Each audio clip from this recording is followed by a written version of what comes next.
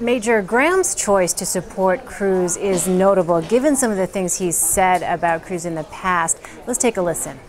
Ted Cruz is not my favorite by any means. Why do so many of his Republican colleagues in the Senate dislike Ted Cruz? Because he gets ahead at our expense. I think he's been just as wrong as Obama, if not worse.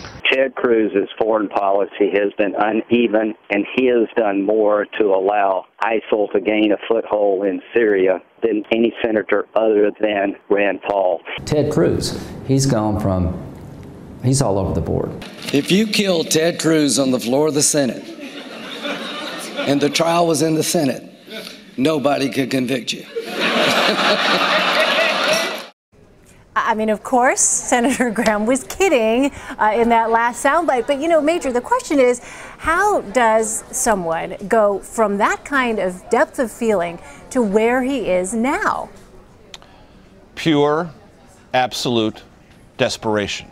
I mean, that's all that this is. I mean, every Republican who looks at this situation, who had at arm's length distance from Ted Cruz, now must come to the reckoning. Either you embrace Ted Cruz and get behind him, or you run the risk of Donald Trump being the Republican nominee. And you ask yourself, which is worse? And for Lindsey Graham, up until a couple of weeks ago, Ted Cruz was worse. But now the potential reality of Donald Trump leading the Republican Party, claiming the nomination in Cleveland at its convention in July, and being the standard bearer for the party all the way until the general election in November is simply unacceptable. And so he now must make an alliance, rough though it is, because of all the things we've just said. And we only played a fraction of the things that Lindsey Graham said that could be viewed legitimately as condemning Ted Cruz and his approach to politics. But all that is now erased by a greater threat from Graham's perspective, which is Donald Trump. And he foreshadowed this, we should all remember, in an interview on CBS. I remember that, yep. Super Tuesday evening, when he began for the very first time, when he talked to Charlie Rose, to say, you know what? I might have to move over to the Cruz campaign. And I was texting with Cruz officials that night. They were blown away by that. They thought Lindsey Graham would literally be the very last person in the Republican Senate cloakroom, or nearly the last person, to ever align himself with their campaign. Well, now we've seen it. So the Trump factor works in many different directions. Yeah, I do remember that interview. Let's turn to this. Marco Rubio said Thursday that he didn't want to be anyone's vice president. He also said that he was not ready to endorse anyone. But Major, of course, the question is, will that really even matter, an endorsement from Marco Rubio for any of the remaining candidates? Well, endorsement possibly not, but he made an important announcement yesterday on a conference call with his supporters and the delegates that are at least theoretically aligned with him in the one state that he won, Minnesota.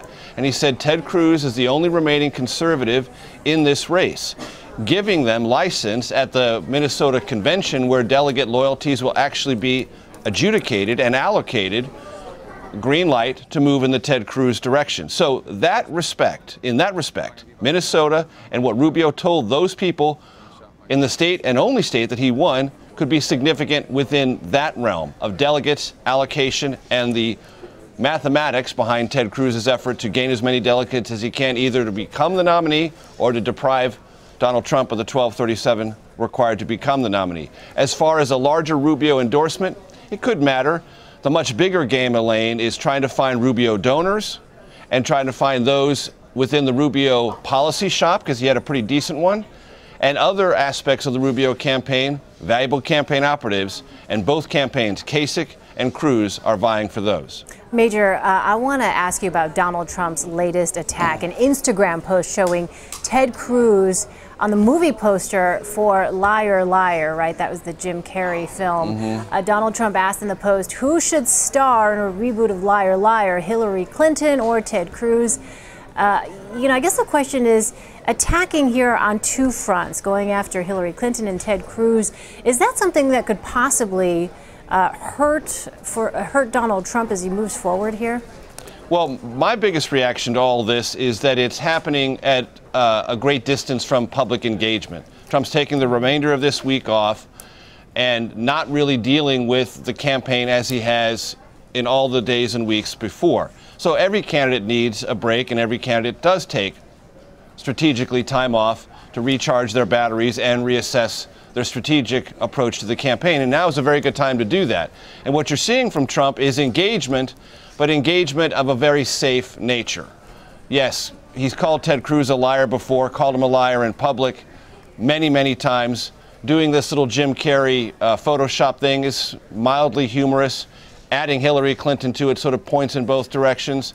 I wouldn't really call it high strategy. I would call it a placeholder while Trump's not in the public realm and just keeping his name out there, which he's pretty good at. But in the main, this is not a new charge against Cruz. The difficulty for the Cruz campaign is trying to find a way to engage directly with Trump and do so before the next contests in Arizona and in Utah come Tuesday. And the polls have indicated some tightening in Arizona, and that's why Trump will be there campaigning Saturday and Sunday. That's a bit of an enlargement from his schedule and the original approach to Arizona, which, if memory serves, was only going to be 1 day. Now it's going to be 2. So, yeah, Major, that brings us to our next point here, seeing that you are at home in Washington now, not out on the trail. What about the rest of the field here? You know, given what you just said about Donald Trump and his sort of strategy here for the next few days, what is the approach then for the other candidates as they try to kind of get those last-minute pitches in before the next contest? Well, you know, John Kasich is running ads in Utah, but he doesn't have great prospects there, running in low single digits. But I will tell you this, from the Cruz campaign's perspective, every vote that John Kasich gets in Utah and Arizona likely comes out of the Ted Cruz column. And the Cruz campaign is very concerned about any polling data that shows John Kasich in double digits in either Arizona or Utah. Why? Because they believe it deprives votes from them and continues to divide the anti-Trump vote.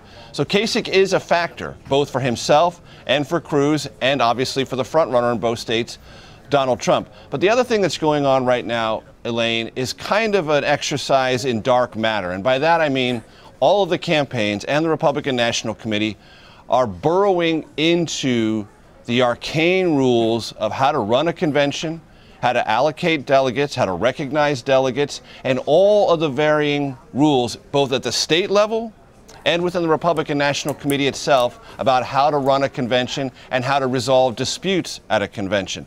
I'll just give you this one statistic. There are 4 separate committees in Cleveland in the convention in July for the Republican Party that could hear potential disputes. 4. All of them have different members and different orientations to resolving disputes. And as I talked to many people today beginning to burrow into this, the phrase I kept hearing over and over again was, these rabbit holes are deep, practically bottomless, and you can lose yourself in the arcana of these rules pretty quickly. Oh, my goodness. All right. It certainly sounds that way. I know when John Dickerson was here the other night, he talked about Rule 40B, which I think we're all going to have to start brushing up. Right, the 8-state rule. Yes, indeed. That's the easy one. I can tell you that right now. That's the easy one. I'll be looking for some cliff notes from you later. Major Garrett, thank you so much. You got it.